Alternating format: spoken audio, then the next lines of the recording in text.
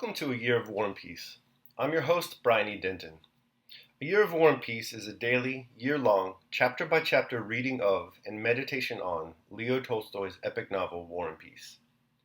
In these videos and podcasts, you'll be treated to a free reading of one chapter per day of the novel, plus a reflective essay I've written individually tailored to that day's chapter.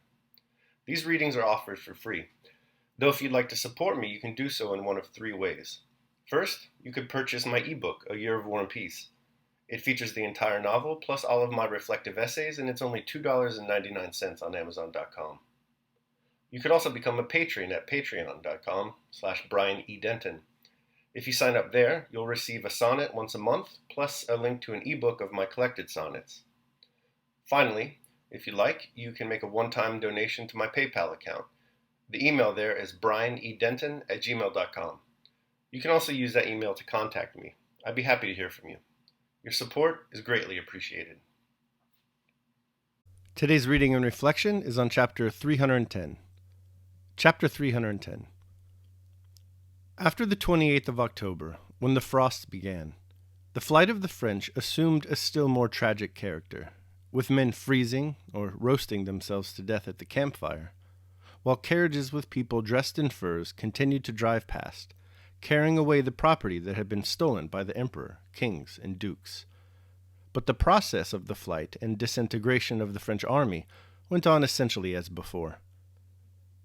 From Moscow to Vyazma, the French army of 73,000 men, not reckoning the guards, who did nothing during the whole war but pillage, was reduced to about 36,000, though not more than 5,000 had fallen in battle. From this beginning, the succeeding terms of the progression could be determined mathematically.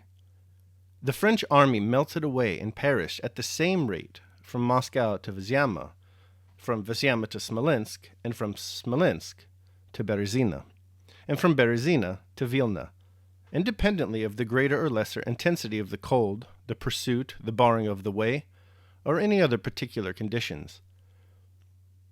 Beyond Vyazma, the French army, instead of moving in three columns, huddled together into one mass, and so went on to the end. Berthier wrote to the emperor, "We know how far commanding officers allow themselves to diverge from the truth in describing the condition of an army," and this is what he wrote. "I deem it my duty to report to your majesty the condition of the various corps I have had occasion to observe during different stages of the last 2 or 3 days' march. They are almost disbanded. Scarcely a quarter of the soldiers remain with the standards of their regiments. The others go off by themselves in different directions, hoping to find food and escape discipline. In general, they regard Smolensk as the place where they hope to recover.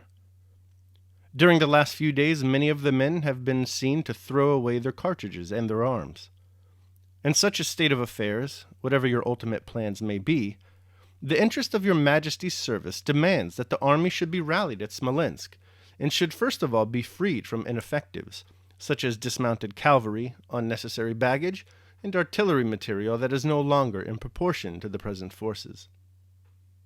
The soldiers, who are worn out with hunger and fatigue, need these supplies as well as a few days' rest. Many have died these last few days on the road or at the bivouacs.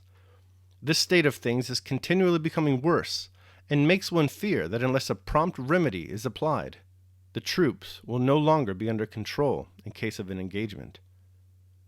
November 9th, 20 miles from Smolensk. After staggering into Smolensk, which seemed to them a promised land, the French, searching for food, killed one another, sacked their own stores, and when everything had been plundered, fled further. They all went without knowing whither or why they were going. Still less did that genius, Napoleon, know it, for no one issued any orders to him. But still he and those about him retained their old habits, wrote commands, letters, reports, and orders for the day, called one another Sire, Mon Cousin, Prince d'Elcamol, Roy de Naples, and so on. But these orders and reports were only on paper. Nothing in them was acted upon, for they could not be carried out.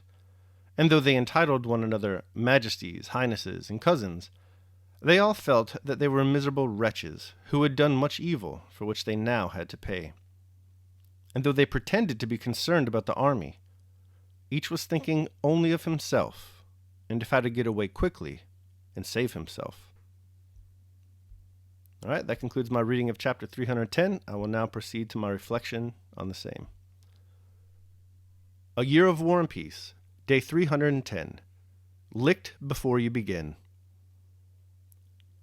In the tired old town of Maycomb, Alabama, there lived an elderly woman named Mrs. Henry Lafayette DuBose. Age had wrinkled her skin just as much as it had envenomed her mind.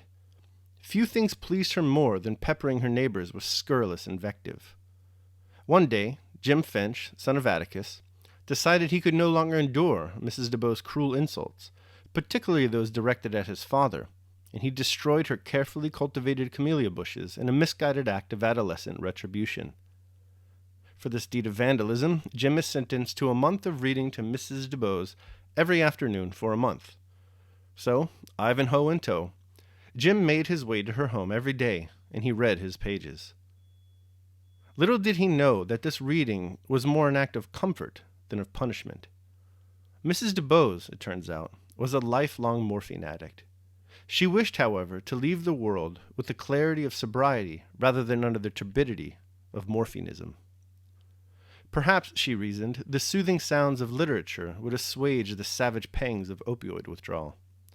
When Jim learns of this, after her passing, he cannot believe it. He asks Atticus why he had to be nice to so nasty a person. "I wanted you to see what real courage is," Atticus explains about Mr. DuBose's detox, instead of getting the idea that courage is a man with a gun in his hand. It's when you're licked before you begin, but you begin anyway, and you see through it, no matter what. The French soldiers marching retreat from Moscow are licked before they begin. If that was ever in doubt, today's chapter certainly clears things up. Hunger grips them. Death takes them. Loss of arms transforms them from conquerors into the ready targets of vengeful Russian guerrillas. How many of them are able to summon the fortitude of the frail Mrs. DuBose? Not many. Napoleon's chief of staff, Louis-Alexandre Bouffier, writes a pleading letter informing his emperor that many of his troops have fled. Those who remain are completely demoralized. If they are not rallied soon, the entire army risks dissolution. Fate is often a hostile ruler.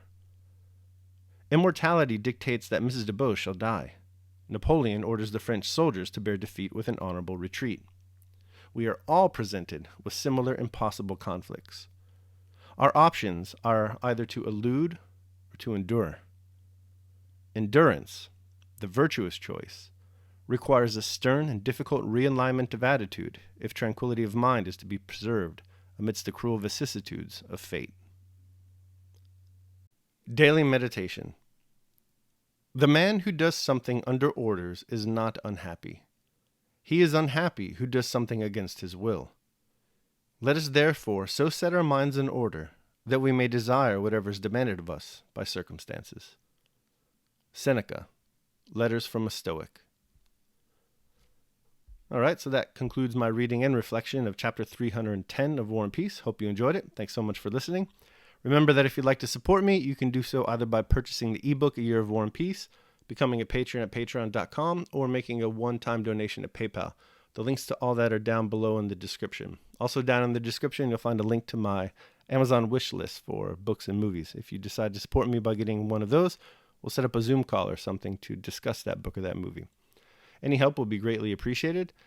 Tomorrow, we're going to be reading and reflecting on chapter 311 of War and Peace. I hope you'll join me. Until then, take care of yourselves and others.